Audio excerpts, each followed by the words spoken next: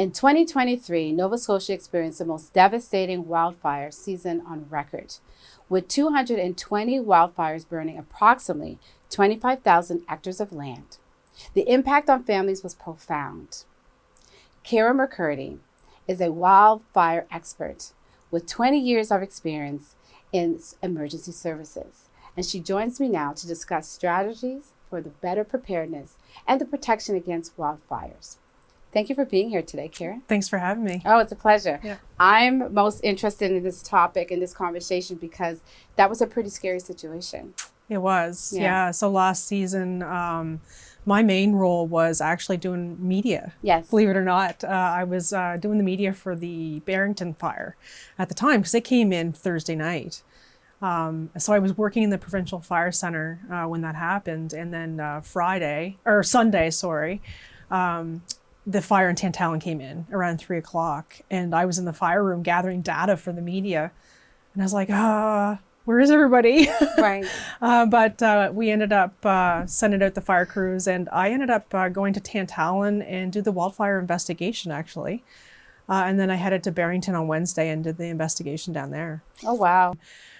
You know, we don't often expect a fire of that nature or that size to happen right. in Nova Scotia, right? No. So we weren't really prepared for it. And to add to the whole issue is we had the fire in Shelburne at the same time. So we had two very large campaign fires where we had to call for assistance for resources. So, you know, you were sitting back going, okay, praying that nothing else came in because we just didn't have the resources to do it. But when I talked to the residents in a lot of the communities, what they were thinking is, what do I grab? Right. You know, if I have to evacuate, what do I grab? And we asked that question to Westwood Hills. What was the funniest thing that one of the residents grabbed? And I think it was a pair of antlers out of their home before they evacuated. But our brain doesn't go to the things that matter. We go to, like, you know, in that moment of what's happening. Because it's adrenaline, right? So, you know, the key things are your wallet, your identification, yes.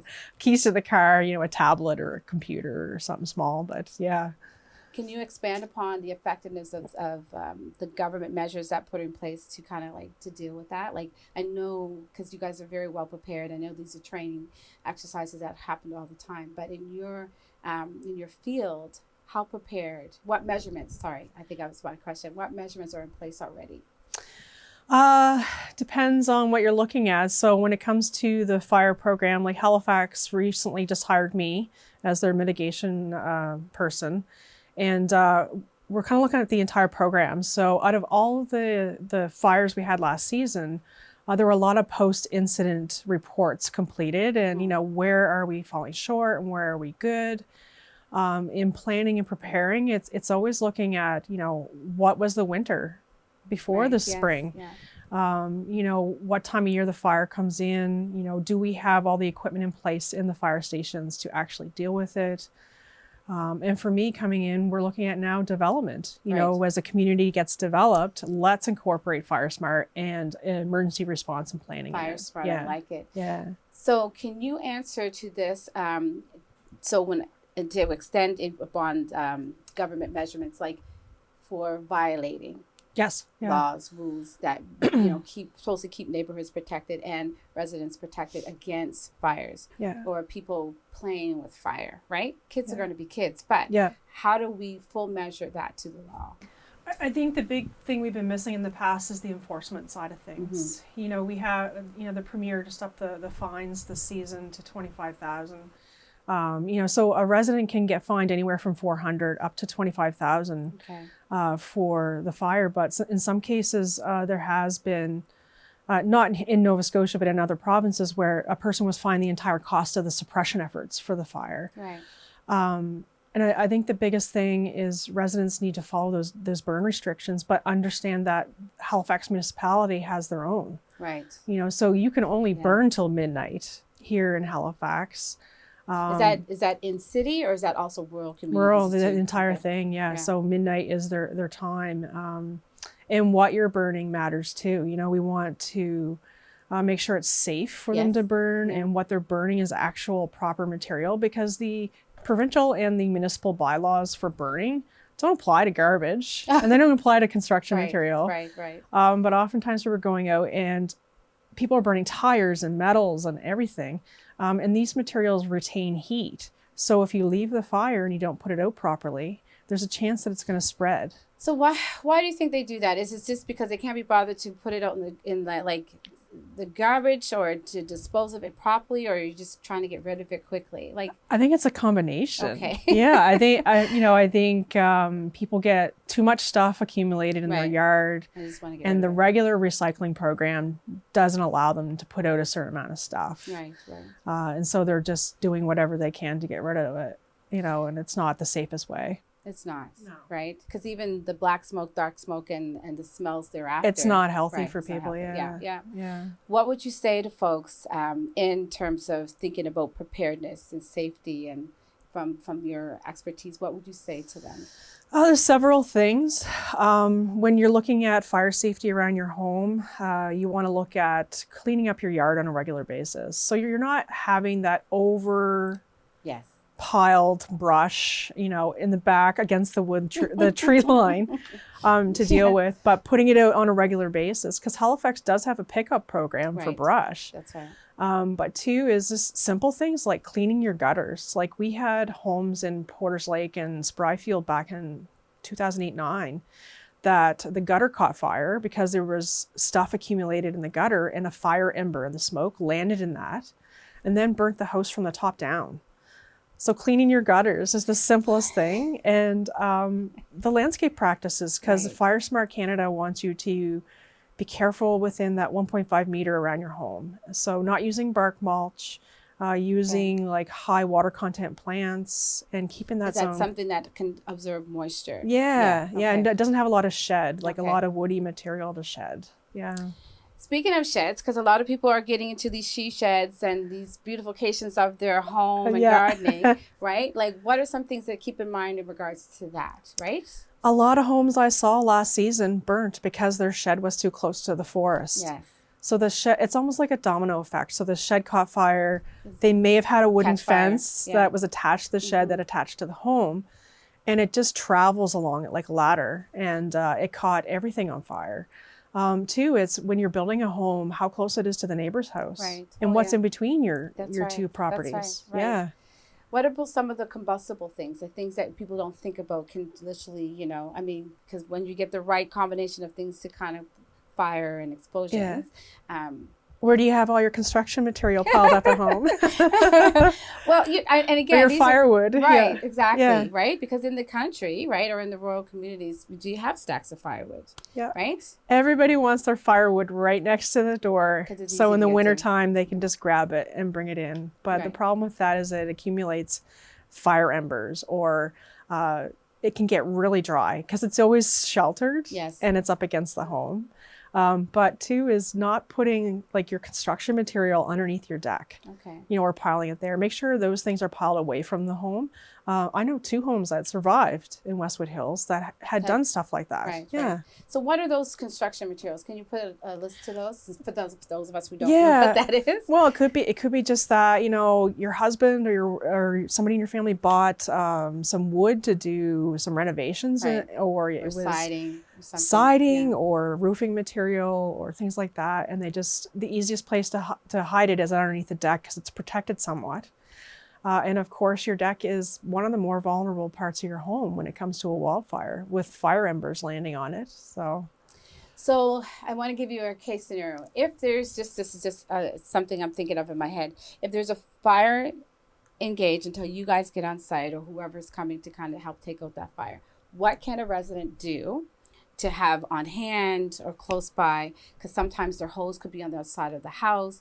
Or should they have water buckets outside? Like, what suggestions, what things should we think about in terms of ready and preparedness? I guess the first thing is making sure you have clearance from your Right. home to the trees, and having that extra clearance. If a wildfire were to come into your property, then the impact will be less, for one. If you're out burning brush or having a campfire, being mindful of how close it is to vegetation, how big it is. Because you know what all happens on a Saturday night? We get into the adult pops and decide to have this big campfire, and we're burning improper materials. So always have it away from structures, away from vegetation, and have a garden hose or some kind of water supply close by that before you go to bed at night, just soak it really well and get prepared for that. If it's into the case where we had last season where it was extremely dry and people were being evacuated, just moving furniture, deck furniture away from your That's home. a good one. And maybe tucking your cushions from your chairs inside the house so that they don't catch fire. That's a good one. That's a good one. And I think about that too, even like if you're just having, a nice little smoke break on your deck, those little things can just simply turn into something much bigger. I know many folks that have that are smokers that have just thrown their butts inside their railing baskets for their gardens. Yes. Yeah, and then it's caught the material in there on fire, and then caught their siding or their home. But two, not putting your barbecue right up against the home. That's right. Yeah, that's right. Yeah, that's right. Actually, that's a good one. Actually, because I know people, again, for convenience, stepping out so they can monitor their cooking meals and whatnot. And then you turn around and your siding's all melted. Melted and black. Yeah. Tell me a little bit about the technological advancements or some of the innovative approaches to aiding preventing wildfires, I guess, or fire prevention happening in your home. Again, from the perspective of a resident and also the experts in the field when you're called upon to come in. Yeah, so Halifax Regional implemented 3 fire cameras actually this season as a demo to try it out and see how they would work. Right now they're located at Hammonds Plains and Sackville, and then there's one towards Musquodoboit Harbor. These cameras give us the ability to know that there's a fire ahead of time. Really? So they send us an alert on our cell phones or an alarm on the computer, and it lets us know that it's detected as smoke. Really? And then we send crews to investigate it right away. So if you're out there doing some illegal burning, no, I'm going to look at the public right now. yeah, go ahead, say it. Don't say it to me. Yeah. Yes. No, I think those are great advancements. I think they're great ways to kind of safeguard us, right? Yeah. That even if somebody's not aware, because you may not be aware, right? Yeah. There's an intentional way of doing things, and there's something that you may not be aware of, right? Yeah. But again, it's just all around the safety prevention and how do we, live to see another day, right? One of the bigger things we're finding is we're seeing more fires in remote locations. Yes. And believe it or not, Halifax has a lot of remote locations. We have the wilderness areas, we have parks, we have trail systems. And we're seeing more activity from residents on those systems, especially since COVID, because everybody's trying to get out. But what that brings is the chances for people to drop a cigarette butt or have a campfire in a location they think is safe, but ends up being like a very dry time of year and it catches the woods on fire. So the rain is really important in your field. Yeah, so the province starts looking at the weather like basically January, and they're looking at things like, how much snow do we have? When did it melt? Did we have enough rain? So last season we only had 40.3 centimeters of snow during the winter. For Halifax County, and then we only had 130 millimeters of rain. And this time of year, from I'm gonna say May long weekend till middle of June, is when we consider the peak of fire season. That dry season? Yeah. Well, it's more that the trees, all the energy in the trees is going to the new leaf production. Yeah. And it's super dry. So vegetation can dry out really quick, like fine stuff, and can quickly catch fire. Whereas if we have a fire in August, it's going to burn deep and it's going to burn bigger trees because it's had that, say, 50-something days to dry out, since the spring. So, nice. Yeah. So tell me who Kara McCurdy is. We've been talking a lot about your profession, but who are you as Kara McCurdy? Yeah, so I guess I got hooked into firefighting when I was 14 years old. I'm a volunteer firefighter on top of my career job. Yay. So I've been a volunteer firefighter for roughly 33 years and been into forestry and wildfire stuff for 30. Okay.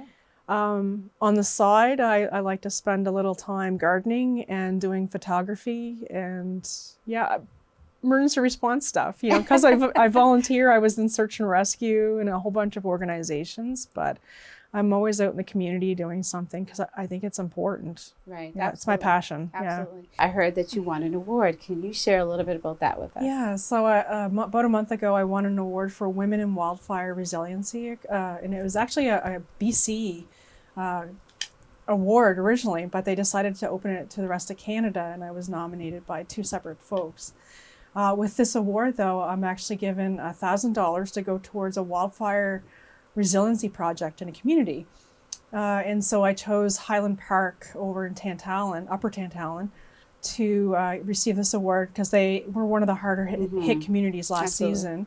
And I said to them, I said, I would like to see it go towards like a garden or a tree to commemorate, or a resiliency tree and a plaque. So that's what they're doing, and the ceremony is actually tonight, so at 6:30. Well, that's news, folks. I congratulate you on that, for being a woman in that position and for having the resiliency to stand against true fires. Yeah, thank you. And your passion is so vast, as even spilling on to family members, I guess, but you were sharing with me about your niece, maybe. Yeah. Right? And I think that's great that we can also, empower young people to consider this as a career field, right? Yeah. So Halifax Regional Fire has this great program. It's called Camp Courage. Yes. And they bring in more, I guess, females into the field of firefighting, but they've dove into all ethnic groups, and it's a great thing for kids to get out there and learn about, what firefighting is. And they don't just cover firefighting, they cover like the Coast Guard and all the different aspects that they can get into for emergency response. So, I am so glad that you're in this position, and I'm very happy to have met you today. Yeah. And I do hope that you would come back on the show again to talk more about 100%. Your profession, and as we come into this season and the summer season and what that looks like on the other end of everything. Yeah. Ready preparedness and safety is always something when we can never be more enough prepared. But what would your final words be to our listening audience? Halifax Regional is going to be coming out and doing community risk assessments with all communities within the municipality. But right now, residents can go online to firesmartcanada.ca and take the FireSmart 101 training. It takes 45 minutes. And is it an online course? Yeah, and as a resident, you can learn more about how fire impacts your home and what you can do to reduce the risk. But on top of that, as a Halifax municipality resident, you can sign up for a home assessment for free. You just go online to 311 or halifax.ca and just type in FireSmart and sign up. You get a 13-page report, and it lets you know what you can do to reduce the risk around your home. Thank you. Yeah, no problem. I didn't know that. So those of you listening, please make sure that you follow the instruction from Kara in terms of, making sure that your home is safe and that you utilize those services. They're for free. Is that what you said? Yeah. And that you are aware of what's going on around your home and your community, because we all depend on each other to be safe. Right? Yeah. Yes. Now that we have more knowledge on how to prepare and stay safe during wildfire season, let's work together to protect our community from threats of wildfires. If you haven't already, please subscribe to our channel and follow us on our social media handles. I'm Nicole Johnson, here talking to Kara McCurdy. You're watching Community Update.